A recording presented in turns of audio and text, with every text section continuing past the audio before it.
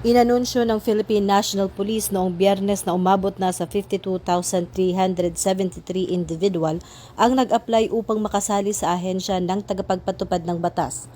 Ang mga aplikante ay naglalaban para sa 2,000 regular quota positions at 6,589 na attrition quota positions.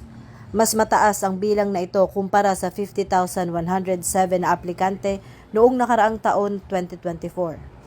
Ayon kay Acting Chief PNP Police Lieutenant General Jose Melencio Nartatis Jr., tinitiyak ng ahensya ang isang nameless and faceless system sa pagre-recruit upang masigurong nararapat ang mga mapipiling aplikante. Binigyang diin ang integridad, katapangan at profesionalismo kung saan tanging ang mga pisikal at mental na handa ang tatanggapin upang maging karapat-dapat na magsuot ng uniforme at itaguyod ang dangal ng institusyon. Dahil ito ang bagong PNP para sa bagong Pilipinas, serbisyong mabilis, tapat at nararamdaman.